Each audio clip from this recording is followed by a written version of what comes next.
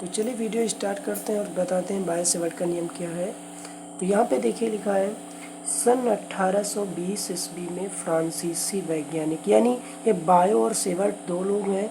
Bio और Savart का जो नियम है इसमें सन 1820 ईस्वी में फ्रांसीसी वैज्ञानिक बायो तथा सेवर्ट ने किसी चालक का मतलब जैसे कोई तार हो गया, ये तार है, इसमें अगर धारा प्रवाहित की जाए तो इसके आसपास क्या होगा, इधर उधर आसपास एक चुंबकीय क्षेत्र बनेगा। तो उसके विषय में चालक के चारों ओर उत्पन्न चुंबकीय क्षेत्र, जो चुंबकीय क्षेत्र होगा उसके बारे में क्या किया है, चुंबकीय क्षेत्र के संबंध में एक नियम दिया जिसे बायो सेवर्ट का नियम कहते हैं। ठीक है, मान लिया ये एक चालक है, इसमें जैसे धारा प्रवाहित करेंगे तो इसके सराउंडिंग चारों तरफ क्या होगा, एक चुंबकीय क्षेत्र बनेगा। और उसके विषय में जो जानकारियाँ बायो सेवर्ट हमको देना चाहते हैं वो इनके नियम में दी हुई हैं। उन्होंने क्या बताया, तो चलिए पहले हम इसका एक चित्र समझ लेते हैं कि इनका चित्र कैसा क्या है। ठीक है, तो यहाँ पे आप देख सकते हैं, यहाँ पे आपको एक चित्र दिया गया है, इस चित्र को आप ध्यान से देखिएगा। ये एक चालक तार है, ये जो एकदम डार्क टाइप का दिख रहा है ये एक चालक तार है। मान लिया इसमें आई धारा प्रवाहित करते हैं, तो इस चालक तार का मैं पूरी लंबाई नहीं, पूरी लंबाई एल है, इसकी छोटी सी लंबाई एक इसका अल्पांश लेते हैं जिसको हम डी एल लिखते हैं। तो मान लिया ये छोटा सा टुकड़ा जहाँ पे ज़्यादा डार्क दिख रहा है, यहाँ पे कुछ चमकीला जैसा, ये छोटा सा टुकड़ा हम डी एल लेते हैं या डेल्टा एल लेते हैं। यहाँ से आर दूरी पर कोई बिंदु पी है, आर दूरी पर, ये आर है, आर दूरी पर कोई बिंदु पी है जहाँ पर हमें इस चालक तार के कारण चुंबकीय क्षेत्र ज्ञात करना है, चुंबकीय क्षेत्र की तीव्रता बताना है। तो इसके बीच में जो यहाँ पर एक कोण बन रहा है ये हमारा थीटा हो जाएगा और इसमें प्रवाहित होने वाली धारा आई हो जाएगी, और जो ये बिंदु ये पी है और यहाँ पर निकलने वाला चुंबकीय क्षेत्र बी होगा। ठीक है, तो बायो सेवर्ट के नियम के अनुसार या नियमानुसार क्या कहना चाहते हैं बायो सेवर्ट, तो चलिए यहाँ पे हम आपको दिखाते हैं।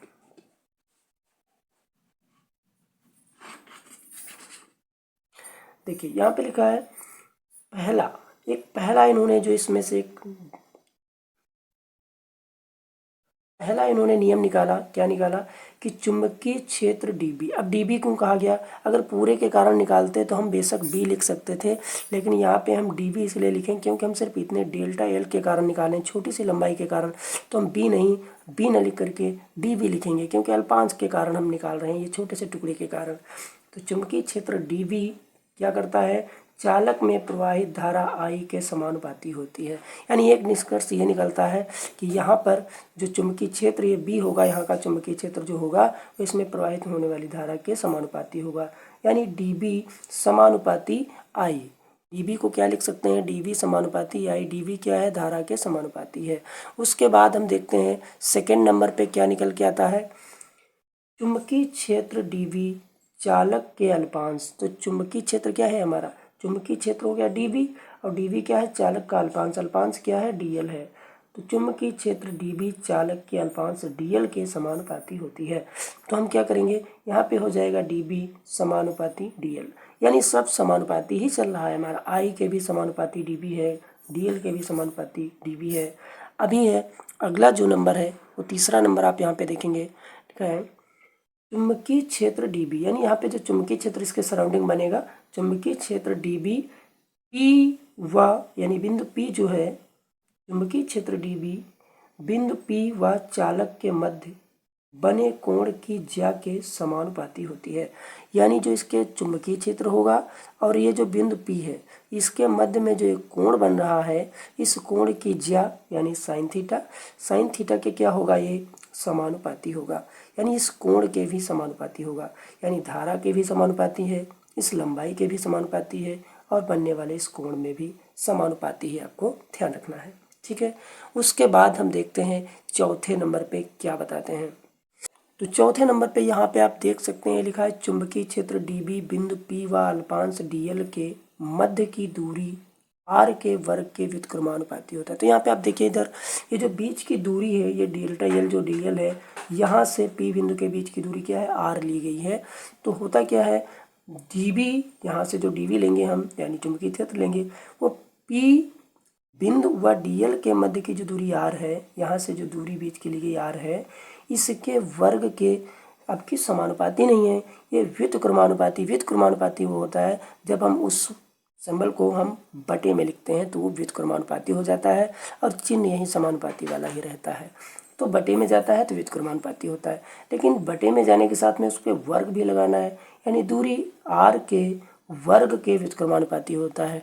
तो व्युत्क्रमानुपाती तो बटे में हो गया, उसके बाद इस पर वर्ग भी लगा देना है। यानी इन 4 पॉइंट पर काफ़ी अध्ययन किया बायो तथा सेवर्ट ने। अब जाके इनमें पूरा का पूरा इन्होंने अध्ययन करने के बाद एक नियम बना दिया क्या करना है। अभी यहाँ पे आप देख सकते हैं हमारा ये पहला समीकरण था, ये दूसरा समीकरण था और उसके बाद ये तीसरा समीकरण था। उसी तरह से अब यहाँ पे ये चौथा समीकरण हो जाएगा।